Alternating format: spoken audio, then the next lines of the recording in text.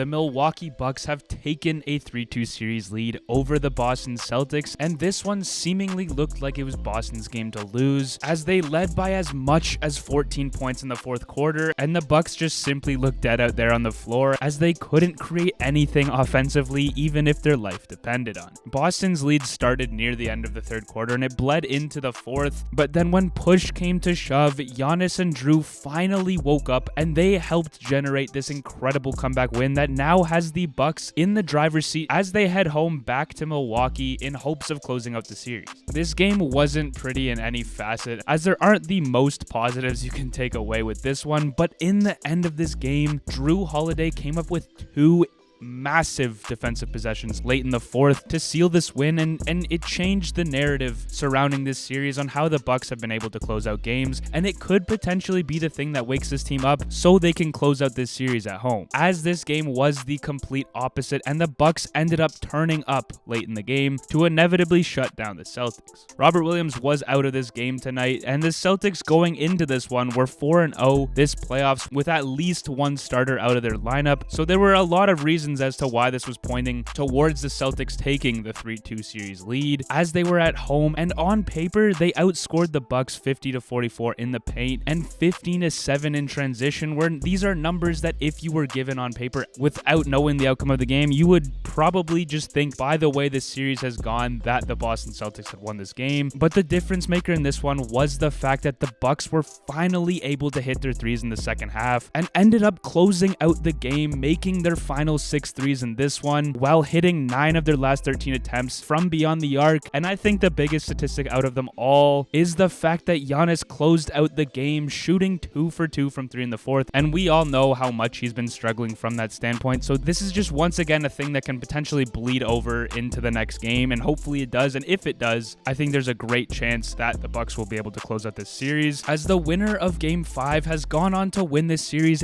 82% of the time in NBA history. And on top of how much the odds are now in their favor, the confidence they generated from this win, as it was the second time they've won in TD Garden this series, which is something that they're going to take with them, as we all know that TD Garden is a very hostile environment, especially in the playoffs. So whenever you can come out in the series and win 2 games on the Celtics home court, you definitely should be proud of how you and your team were able to pull out this win. Also, only a small percentage of people who watch my videos are actually subscribed, so if you end up liking this video, consider subscribing. It's free and it helps me out a ton. I think a huge reason as to why the Bucks were able to come out with this one was the fact that both teams were forced to play small ball as Robert Williams was out of the lineup, and this was the difference maker in this one, as the offensive rebounding was massive for the Bucks, as they had a 35% offensive rebound rate compared to just the Celtics 13%, and because of this they got way more second chance opportunities, which was one of the main things that ignited this comeback and sort of changed the narrative that they generated for themselves to be the team to come back down big in the fourth and inevitably close out this win. But none of this would have been possible without the performance of Giannis Antetokounmpo, who re-stamped his best player in the world passport after Jokic won his MVP, and this was the first game that he played since Jokic won his MVP, and you can see just how different of an approach Giannis took over Embiid, as Embiid and the Sixers had a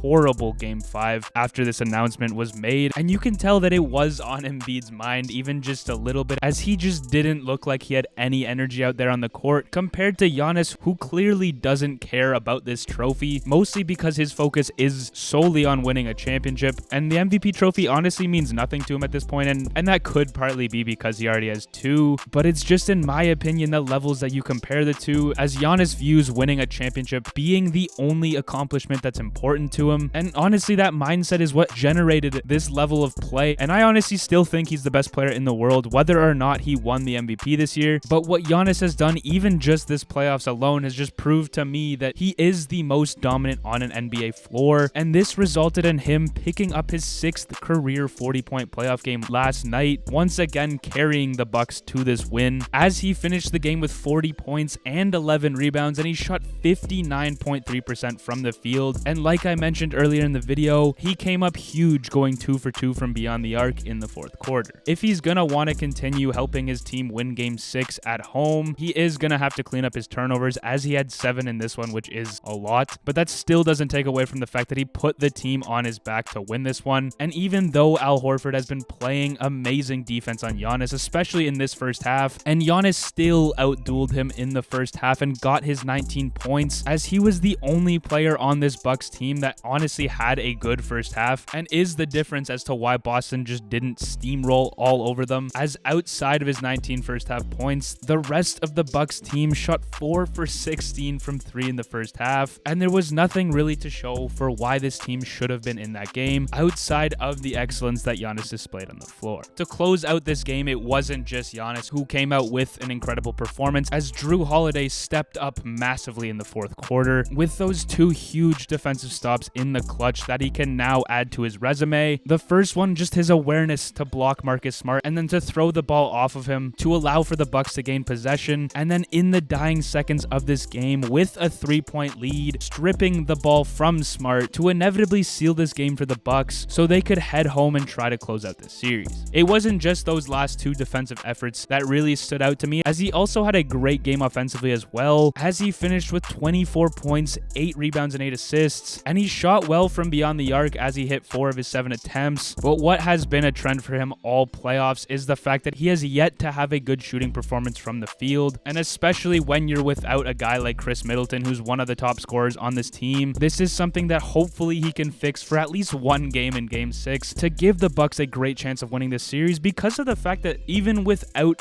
the team's second best scorer having a good game, they're still leading 3-2, which just shows you how good not just Giannis is, but how good this team is overall, as they haven't even come close to their top potential in this series. And in the eyes of many, I bet you a lot of Bucks fans just don't truly believe that they should be leading. Obviously, they're ecstatic that they are leading, but in terms of their play, they haven't necessarily earned a 3-2 series lead, but obviously they're going to take what they can get, as they can be a much better team. We have seen this not only just this season, we have seen this last season. Obviously, they ended up with the championship, but if they are able to come away with this series and head to the Eastern Conference Finals, this is going to be huge, because they are looking to expect Chris Middleton back in this lineup, which is a massive contributor on both ends of the court, and we have seen the Bucks miss his presence in this series, which once again, it just shows you, and obviously again, it hasn't been a complete one-man show, but Giannis has still had to have incredible performances like we saw last night to help this team now hold a 3-2 series lead. And it just makes you wonder that if this team can move on to play either the Heat or the 76ers, if they eventually put out a healthy lineup, I think you'd be crazy not to bet that this team would end up in the NBA Finals, as they do have all of the tools when at full strength to go back-to-back and win the championship. And before I finish up this video, there were a couple of contributors off the bench that did have a decent impact in this win, as Bobby Portis had a massive tip-in in that fourth quarter to help them come out with this win. But most importantly, he also had 7 offensive rebounds, which just can't get overlooked, and he finished the game with 14 points and 15 rebounds. Although he didn't shoot the ball well from the field, he still had a fantastic game because of the fact that they only gave Brook Lopez 20 minutes in this one. But another guy who I was really impressed with was Pat Connaughton, as he had 13 points and is the only player outside of Jrue and Giannis that had a good night scoring the ball in terms of his efficiency. And I know, again, Jrue didn't have a great night from the field, but it was still his efficiency from beyond the arc that did play a massive role in this one, and the fact that he was the only other player to score more than 20 points outside of Giannis for the Bucks. But heading into game 6 in Milwaukee, it's still not clear if Robert Williams is going to be in the lineup, as his injury wasn't massive, but it was a flare-up on an injury that saw him miss 2 first-round games. So the Boston Celtics are hoping they can suit up with their starting center, but let's see if more guys on the Bucks step up in game 6 to ensure that they close the series out at home, or if Boston will bounce back and force a game 7.